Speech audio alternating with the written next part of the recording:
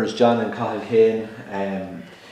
John would have been the first Westmeath man to win 2 All-Stars, the only Westmeath man to win 2 All-Stars, and Cathal is one of 2 Rosemount men to win an All-Ireland minor title in '95, himself and Tommy Milady. Lads, thanks a million for joining us here. I suppose to start off, can we maybe, what's your earliest memories of the club or GA and Rosemount or playing football? I suppose I was a couple of years older than John.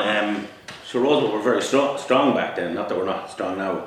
But I suppose when Darcy and Docky and David and Speller and all them were playing, and we won, they were even young then, but Darcy and Docky and Frank Lynham and all that crew won the championship in '89. I remember all the bonfires and all that crack, and coming back with the beech tree, and went on for celebrating for about, well sure we hadn't won it in 50 years or something.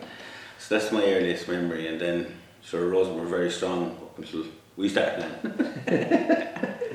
And John, how about you? What's your Yeah, same thing. I remember so I suppose I would have grown up with Mark Keane and Mark Milady. There was, I suppose, Thomas Grennan, and there was Johnny Wan and Prince and Gosling and a few more. And our whole thing back then was that we remember from '89 was that we got the day off school the following day, I remember, and that was it. So if we got to a final after that, it was all about will we get another day off school. That was the earliest memory of it. But I remember being on the roof of Cusick Park, of the old dressing rooms in the corner. And that's how we would have watched the county final, I suppose, in '89, where everyone climbed up onto the roof. It used to be in the bottom corner where the Dunn Stores end down there. Yeah, in that corner, yeah. Yeah, it was a flat roof, and everyone would be up on top of it, jumping up and down and the whole lot, and then back home, and you'd stop in Murray's on the way home, you'd stop in the beech tree, and you'd be back to the Shebeen then as well, and that was the whole thing. And I remember the day after the winners, I'll always remember it was in the hall in here. And there was no COVID at the time. because there was 120 kids sitting around the whole place with one straw, and the cup was being passed around by a heap of shook lads like Docky and Darcy and David and all these boys. And I hope it was full of whatever was in it, God knows what was in it, but one straw, and everyone got sucked out of the straw, out of the straw, out of the straw, the whole around. And no one got sick. Yeah, no one got sick after. But it was, that was it, I suppose. And I suppose I remember we had Pat Smith, God rest him, would have helped Joe out at the time, and we had Eugene Keane, and I suppose Martin was who would have trained us underage. But I suppose it was Joe Kane was nearly, everyone knows, was nearly the only one that trained every team. It was underage. It was over. We were very young. He did all the training. Yeah, and it was funny because it was I can remember training with Joe, and he'd hold a stick out and you had to jump across the stick. And we were at the goals here, and it was like, that was our sack train, our speed, agility, quickness train, and that was it. And it was so funny, he'd pull a stick out of a ditch and do this, and he'd go, jump across that, and we'd all run, we'd do anything he'd tell us to do, you know. But it was no different then when Paddy O'Shea came to Westmeath with us a couple of years later, and he'd take a group of us down the back that couldn't make a panel. At the start here, I couldn't make the Westmeath panel, so he'd bring us down, and he'd go, right lads, we're going to do it. So what did I do? Walked over to a ditch and pulled the stick on the ditch. So Joe was ahead of his time, I'd say. Paddy was out of Joe Kane's school. What did you always used to say? No matter if you're corner forward or corner back, don't let him buy it! That was great. And then I suppose at underage level, say, was there much success when you were playing? We Bridges, I suppose, yeah. Well, Bridges was very successful, but with Rosemount, we more than now, we didn't have the numbers, but we were just Rosemount then. Yeah. But we would have been in the C final, say, and we would have won that under 14. Pat Smith was involved then, and Joe probably as well. Yeah. I remember we beat Shandonna in the final in Cathal, that's under 14 C. Like, it was, we won it anyway. Yeah. And then when the Bridges started up, we were very successful in that. Sure. So St. Bridges was a combination of Moat, Rosemount and St. Joseph's? Yeah, well, say that started in 1989. Paddy Spellman and probably D. Kelly and David were on it from Rosemount and Melline. I can't remember everyone that was on it. But so in 1989, Rosemount did the double, won the minor and the senior. So Speller was started and David came on in the game. I don't know who else was on it, but so they won the double, which was fairly amazing. And then in 1990, the under 21s, the same team, they were betting the final by winning Gar, and in 92 and 93 they won the 2 championships. That was the start of Bridges. Yeah. And then we won in 90. We were talking about this before. We were thrown over in 95. I blame Darcy. Someone blame you. I get blamed for a lot of stuff. You were, so as a minor in 95, you were playing senior for Rosemount as well. Yeah. Go on. And obviously, I suppose we'll talk to in a minute about Westmeath or whatever, but say we won the All-Ireland minor in '95, and what was it like then for you playing senior football? I think Ned Moore marched in the county final. Actually, well, no, when I was, that was '95 we won All-Ireland. I suppose the Westmeath Championship was after that, wasn't it? Yeah. And sure, we were like pop stars then, or we thought we were anyway, but it was very exciting for everyone, you know. So you were a marked man anyway, put it that way. More to make sure you were marked. I didn't actually mark in the final, marked Paul Ahern, but Mullingar were that strong then, it didn't matter. Like, we were the second best team, they're still best by 10 points. Yeah. But they had like 12 county players, so we did well to get that far. And then obviously we mentioned All-Ireland in '95 with Westmeath Minors. That was like one of my best memories. What was it like for you playing on that team? And I know Tommy Mulady was on from Rosemount as well, was on the panel. Yeah, well, sure, it was the biggest thing that ever happened up until the seniors, and even in some ways there was more people going to be going to the minor games. So I think the Leinster final was in Crow Park, and the first replay again Leash there was 12,000 at a minor game on its own, like, and the second replay was 14 or 13,000 at. So like it was, you would never get that high crowd now, but I suppose we never had any success, so it was brilliant. Yeah. A good looking wee fellow, but. And then obviously probably our fortunes turned a little bit in Rosemount then after that. And yeah, it's amazing the way that happened, because I can't remember the exact years, but we were in the county final in 1995, and we won the league, the senior league in '96, I think. So we were obviously one of the best teams, you know. And then obviously an awful lot of guys got old or retired at the same time that were very strong, and we didn't really have much in between. You know, like I keep mentioning Darcy and Docky and them, but a lot of them were at the same age and retired, and we had flip all in between to replace them. Yeah, you know, like D Kelly and David Keane, and I don't mean to leave anyone else out, but you know, Speller went back to America. But like there wasn't a whole lot between my age group.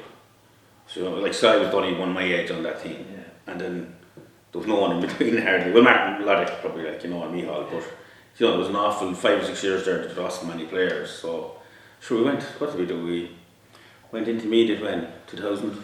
Yeah, well, I remember talking out for for an intermediate. I had done the cruise shoot, and I togged out then. I was for a semi-final. You did your cruise shoot? I did my cruise shoot. I remember that. When I was nearly finished. But I was 30 at the time, or 30 could be 32 or something. But I remember the next oldest player togged out on the pitch, and we could have had 30. We always had 35 or something togged out for championship, but was Danny Field, and Danny would be 7 years younger than me, I'd say. So it was definitely a gap of 7 years where we didn't get one single footballer in. And there was a gap like that from my age group to David's saying that age group, which is 6 or 7 years. So that's what happens. There was in rural clubs, that's the problem. Like, not enough, like, you know. And going back a bit earlier than that, then, John, you were mentioning there. So what age were you when you broke onto the senior team in Rosemount? I think you could play at whatever age, 15 or 16, and you played junior. I remember running. I wasn't on the team, but so we're looking for a scoring forward. So that's where I used to end up. I used to play. That's where I used to play. I used to play corner forward or full forward. I suppose young lad. I remember playing junior championship. We got to a junior semi-final in Kesey Park, and I was full forward that day. And did we lose it? Or we lost. Who was Multi. Was it Multi or Milton? When was that? Like in the 90s? Yeah. I'm 96 when it's 90. I'd say that's 30 years. But I do remember when Brendan Lowry, I was going to say this before, I remember Brendan Lowry, it could have been his second year, could have been before he took over the county or whatever, and I was in the Gael. He took over Westmeath in 1998, because that was my first year at Westmeath. Yeah, so, and it was maybe it was 96 or 97, I was 16 or something at the time anyway, but he wanted everyone back for a first round of the championship, and I'd been training away, but I wasn't actually playing on the team, and I was on the Iron Islands, and he rang my father and says, no, I want to get him home. But sure, I was in the Gael on the Iron Islands, so they decided then they were going to organise that to get a flight home for me off the Iron Islands. So I got a plane on my own, so I was the only one on the plane, myself and the pilot, and it was a little and we flew into fucking Galway airport. I've never been in it since. And then a bus collected me on my own and brought me down, and then my father picked me up in Ayr Square and brought me home for the meeting. And this is for the meeting. For a meeting? For the meeting. So this is the meeting the night before, and then we played the championship again the next day. I didn't get it again. Did you not? Lowry said he'd do everything but pay for it. So that was it. But I remember, and then we played the Downs in the French Cup the following week or something like that. We were bet. I thought it was Mullingar. I can't remember who. I was sure it was Mullingar. But we were bet anyway. And we played the Downs the following week in the French Cup, and I played corner forward that day. So just on that, on a funny one about Lowry and your dad, Bruno. I remember, I suppose I can tell this, yeah. I remember the day before we played the county final, so I was only 17, like that was really, wasn't even thinking we were after winning Ireland. It was great to get the county final, which was in La La Land. And whoever, Willie Burman, Selector and Brent, we were all in the kitchen in there where we used to always meet. And everybody was really nervous and everything, like, you know, and Mullingar were so strong and, you know. And went round to everyone, the 4 selectors and Brown, and turned around to Bruno, do you have anything else to say? Well, we're going for a second pint afterwards, no matter what happens. That was the end of the nervous. Everyone started bursting their arse laughing then. He had a way of cutting the tension. you had a good read of the room, alright. And then I suppose, John, you went on then to play with Westmeath and had a lot of success, probably the most successful time our senior footballers have had. Tell us a little bit about that. Yeah, I suppose I was lucky from the point of view that I came along at the same time as, say, Cathal's group. It was a few of them, but then there was a under-21 team that won in Ireland, and there was the under-21 team that won in Leinster, and there was another minor team that won. So after, I suppose, Cathal's 95, the one Westmeath had kind of unprecedented success, and it was, I think, 99, it was another under-21, 2000, we were actually the reigning minor and under-21 champions. Leinster champions. At the same time. Yeah. So there was that whole core group, and actually from Cathal's group there wasn't a whole lot. There was only Leno. Gav was the only one. Gav, really. Leno, and that in all four. Yeah, so then 3 of you, and you were all 28 years of age. Yeah. You did celebrate, didn't you? In fairness. I was in Fiji. Still celebrated 2004.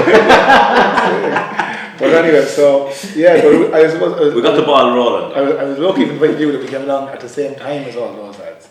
But so there was a good core group of people. Then you had your older crew that I suppose hadn't won something like Damien Healy and them as well. Yeah. That were hungry for it and were unbelievable footballers. Like so, and then of course Paddy came in. So it was kind of a perfect storm, I suppose, at the time. And I still needed someone like Paddy to get over the line, didn't it? Really, some lunatic. It kind of did, I suppose. Well, Dempsey, I suppose, I both Luke was brilliant as well. well. Luke was In brilliant. fairness to him, and you wouldn't have got there without him. But still, there was no fear, and there was a belief that you could topple anyone and do anything. And still, you know, I do talk to the lads at the minute, the Westmeath lads that were involved, and I'd say we still have huge regrets from it that we didn't get more. And like when I look at the Rosemount team that won the 1989 final, it was a brilliant team, but just the age profile of it was so young, they should have won way more. You know what I mean? And we'd see it the same as They were better 93 in the final as well. And 95, and 95, yeah, but they had a good core. But you're always like I do say they had a lot of players. when I'm talking good at about the same age. it's a funny when you're playing, you don't realise how unbelievable it is and what a privilege it is to be competing and to be winning stuff and to be at a certain level of football, and then when you finish you always have regrets, and everyone will have it. Fucking the boys that Dublin boys that walk away with 8 Ireland will still have regrets for the ones that didn't win. You know what I mean? And that's the way you'd always kind of say it to lads if you're talking now. But we probably should have won more, and we competed. You know, we were always Division 1, Division 2, and but we had a good core group of lads. But it was unbelievable, privilege to be part of it, and to be lucky enough to be playing at the same time as all those other lads, like, you know. And what sort of an impact did Paddy have on, obviously the group, but you personally? Yeah, he was an enigma, I suppose. He was a funny man, and I actually didn't make the panel, I suppose, for the first we played. I think we played O'Byrne Cup games, and I remember we played Meath in the O'Byrne Cup final, and there was 15,000 that had or something. O'Byrne Cup final in one car. Imagine and that. I didn't make the panel, so I had to pay to go in to look at it, and that was 2004. Like, you know what I mean? So You're the one and us. Yeah. So I didn't make the panel for the first was the 4 rounds of the Burn Cup, and then didn't make it for the first round of the league either. And then the second round of the league, I think Jimmy Davitt got sick, and I just got my chance and got in, and that was it. And didn't. So it was kind of, you know, but you kind of just keep your head down and work away at it and keep quiet and stay tipping along. But like I remember, Paddy used to he'd name the panel on the Thursday night at training. So they'd split the panel, and he'd Tomas did everything basically. So Tomas would take the first teamers and he'd go through stuff for the game on the weekend. And Paddy would take all the dudes like me down the back pitch and fucking bang the door with a stick from a ditch. And he'd have us doing mad stuff like carrying us on the back, like old school stuff that you do years ago, carrying lads on your back and doing leapfrog and jumping across sticks. And, no GPS. But everyone just did it. But all he was doing was, like, there could have been 15 of us down there every week, and I was nearly the same 15 every single week, and I was the only one that came through out of it. All the rest of them were dropped eventually or faded away or whatever. So I was the only one that stayed going through it and got me chance then and took it. And that was That's a bit like Andy now, isn't it? Andy Mack. Yeah. Andy wasn't on the team for until last year. Until after, was it the... Oh yeah, sure. The round robin thing after the league. You admire Andy so much because that's what I'm saying. He played, I suppose the year Tailteann Cup, he played 10 minutes against Limerick. I remember being so proud, I was nearly fucking crying like he was playing. Yeah. And he was very good. He played another minute after that, and then last year I don't think he played the championship. The Armagh. And then sure, now we wouldn't go with that. Now he's only, like as I says, there's only 5 players for Westmeath because we've had so many injuries that played every game. Yeah. They played every minute of every game, and Andy's one of them. You know, he's central part, isn't he, Westmeath now. So I suppose moving on now, you're involved with the current setup, and what's that like being? Do you know, is there obviously there's a lot of differences from playing, but how are you enjoying that? I think it was easier playing, I think. But it's brilliant. It's sure like I wouldn't get involved with something unless I was passionate about it. So like even with the club situations, any clubs have been involved. I haven't been involved. I've been coaching a long time, but I haven't been doing all the underage here. There's only maybe, I think it's 3 years that I wasn't involved. This is my 4th year, I think, that I wasn't involved with coaching here since I started playing there, you know. And then I trained Maryland because I'm teaching in the school. I trained Cathal because I have a good connection with Des and Gary and the lads and Dora and all them. And then Westmeath 20s, Rosemount I was involved here, and then it's just Westmeath again. So I wouldn't be one for going around. I don't think I'll ever be coaching loads of different teams, and it's just, as I said, so with word we use all of them, it's just a privilege to be involved, and it's an honour kind of thing to have the chance to be involved with those lads. And a lot of those lads, I suppose, there's a couple, there's maybe 7 or 8 of them, like say Kieran Martin and all them lads and Jimmy Dolan, that would have just come in as I was finishing. And that word regret, I'd regret I didn't get to stay on longer with them to bring them through. And then they have stayed on to bring this next generation through, to be fair to them. And there's probably 7 or 8 of them that mightn't be there in the next year or two. Yeah, they're at 23 and they all came back in just for one more year. You know what I mean? Just because they could see for the future of Westmeath and for the benefit of Westmeath that they want to leave the jersey in a better place. And it's brilliant to be involved with them lads and see the younger lads coming through as well. But it's hard, it's tough going. We're getting a little bit of a break, an unwanted break, but there is a bit of a reprieve, and I suppose we're waiting for another Ireland series to see if we can get back into it. That's obviously our goal, and we're getting that time out, and hopefully if the cards fall our way in the next 2 weeks, we'll be happy enough. But it's very enjoyable. It's very taxing at times. It's very demanding. There's a lot of hours go into it, but it's not a job. It's a privilege. And then bringing it back to Rosemount, like I suppose all the people that we've talked to about through this process did all comment about how proud the people of Rosemount are, and I suppose how would you have found that representing Westmeath and coming back into the community then? How were you received back in the community? Look, it's like any club. Do you know what I mean? It is if you're local. Well, if you're at a successful club and you're a big club, so let's say the Lomans boys go back and they can tip along through the league and do what they want, and the boys come back and they're winning championships. But I suppose for nearly everybody else, you're a county player, they expect you to come back in and win games and do this and do that, and even the likes of Andy was back in last night for that game, and it's everyone expects them to pull everything together and do the whole lot. And if you're not at the top of your game and you're not winning the game, you're not bothering your whole. You're not bothering your whole game. That's like, you know, at the end of the day, every county player loves their club and everyone wants to play for the club, and that's where they all start. Especially when you come from a small place like Rosemount, you know what, if they're Lomans or even Gary Cathal aren't that old, but they're used to winning so much. So obviously when you win something with Rosemount, it's a bigger deal for the locals, because we're not used to it. But we have a huge tradition. But there has always been huge support. Like I remember the first time, or I don't know when we had a day or we had a thing here when I got the All-Star, and there was a huge crowd here, and even when I was playing with Chelsea Rules and we came back at the cup and there'd be a huge crowd. Of course, why wouldn't there be And there's crowd? huge pride in people, and it's funny because I'd see it with the county team at the minute that there's some clubs that just have huge support, and if you have like Andy playing with Rosemount or with Westmeath, there's a massive Rosemount following at every Yeah, match. exactly. If Colliery have somebody playing, there's a massive Colliery following. If Moat with Robbie Ford have somebody playing, they have a massive. Some clubs give massive support to the county. When they have their own playing, you know what I mean. Like, and some teams, are just are spoiled and they have lads playing every year. But if you have somebody from a smaller club or whatever, or like your Rosemount or your Moat or something like that, that are very passionate about it, you can visibly hear the crowd when their name is. It's funny. I would notice it, like when I'm warming up the lads, and you'd hear someone's name being called, and somebody give a cheer or something like that. If they weren't expecting them to be playing, but just a big Colliery support or just a big Rosemount support, big whatever. So. There's huge pride across the county, really, for anyone. No, it is great that going to the matches now, obviously Johnny's involved, but Andy's playing. Because it's cool. It's great for the kids as well, that they can see that, you can make it. And then obviously with the introduction of the Talton Cup, and while Andy wasn't playing, but he was very much involved in the panel, it was great when he brought the cup back here then to Rosemount. That's all the thing, like, I mean, we'd be very conscious of that if we ever won anything over the years, that whatever place you're stopping in, as in if you're stopping in Kinnegard, the Kinnegard lads get off the bus with the cup. Yeah. If you're stopping in Moneygard, the Moneygard lads get off. Do you know what I mean? And no more than coming here and he gets off, whatever it is, and there's huge excitement from kids, as Cathal says, when they see one of their own getting off the bus, Yeah. And then the future, say, obviously the club is now 100 years in operation, I suppose there's obviously challenges with the rural-urban divide. What do you see the future of GA and a club like Rosemount?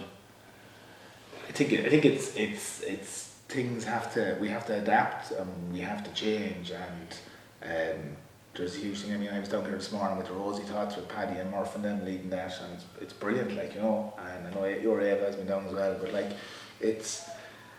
I think we need to be very open to the possibility that things might change, and while we're very proud and we want to, we want Rosemount staying on their own and doing this and that, but the reality is that if you look at numbers, and while there's loads of numbers coming in, you're competing with so many other things, and there's so many distractions for young lads nowadays that there's obviously going to be a greater fall off. I mean, we're looking at that minor team that's on the wall there from 2001, or the under-16 team, and there's one footballer playing. So you have to be very much aware that not everyone that's playing under-16 or minor football is going to play. Whereas years ago they did nearly, Years ago, anyone that meant minor would be making senior, but now there's other sports as well. Kids are playing. Yeah, but the world, the geography of the world is a much smaller place now. It's easier to go places. There's more opportunities. People travel.